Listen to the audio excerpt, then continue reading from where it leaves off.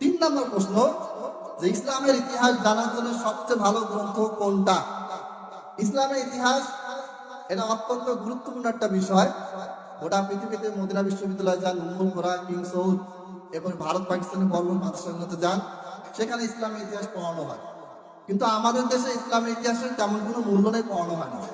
আল্লাহ তাআলা কোরআনে বলেছেন, ফাকুসুসিল কসস লাআল্লাহুম ইয়াতাফাক্কারুন, আপনি ঘটনা বর্ণনা করুন যেন তারা কি করে, চিন্তা ভাবনা করে।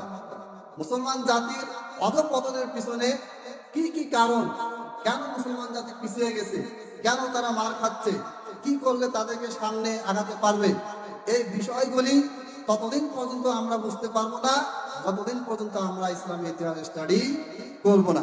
আবার ইসলামের ইতিহাস এমন এমন ব্যক্তি মানুষ লেখে বাংলাদেশে যারা আরবিও বোঝে না। ইসলামের ইতিহাস লিখতে গেলে তাকে অবশ্যই আরবিতে এক্সপার্ট হতে হবে। কলেজের একজন অধ্যাপক ইসলামের ইতিহাস লিখছে, উল্টাপাল্টা কথা লিখছে, সাহাবীকে নিয়ে উল্টাপাল্টা কথা লিখছে, বড় বড় খলিফাকে নিয়ে উল্টাপাল্টা কথা লিখছে। এই ইতিহাস বইটা কলেজে পড়ানো হয়। নাম্বার ফোন দিলাম, ফোন দিয়ে বললাম যে আপনি ওই স্যার নাকি, জি, তা আপনি যেগুলো লিখছেন এগুলো আসলে ফালতু কথা। আমি বিভিন্ন বই থেকে, উনি বিভিন্ন বাংলা বই, ইংরেজি বই থেকে বইটা লিখছে। পিকে হিট্টির নাম বলছে। এই পিকে হিট্টি সে একটা বদমাশ শয়তান।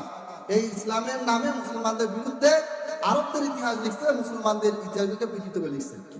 উইলিয়াম মোরের কথা বলছে। উইলিয়াম মোর তাদের ইংরেজি লেখা বইগুলো আমি পড়ছি। তারা আরবি জানতো, তারা কি করছে, ইংলিশে নবী সিরাত লিখছে, সেখানে নবীর নামে উল্টাপাল্টা অনেক কথা লিখছে। ওই বইগুলি পড়ে কলেজের এই অধ্যাপক ইসলামের ইতিহাস লিখছে। ইসলামের ইতিহাস পড়বেন কার থেকে? ইবনে কাসির রাহিমাহুল্লাহ থেকে। ইমাম ইবনে কাসির রাহিমাহুল্লাহ ইসলামের ইতিহাসের উপরে 14 খণ্ডের বই লিখেছেন। বইয়ের নাম আল বিদায়া ওয়ান নিহায়া।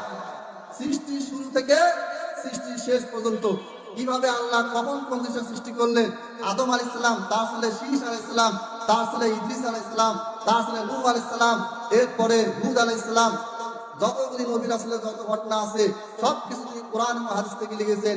এই রকম ইসলামের ইতিহাসের বড় পণ্ডিত তারা ইসলামের ইতিহাস লিখে গিয়েছেন।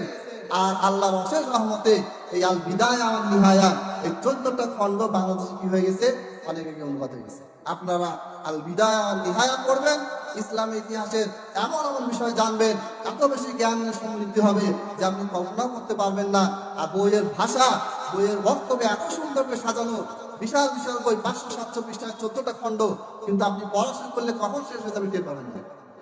অতএব ইসলামী ইতিহাস জানার জন্য আপনারা যে বইটাকে সিলেক্ট করবেন সেই বইটার নাম আল বিদায়া ওয়ান নিহায়া।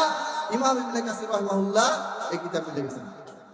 এরপরে আরো অনেক কিতাবের নাম বলা যায়, সময় শেষের দিকে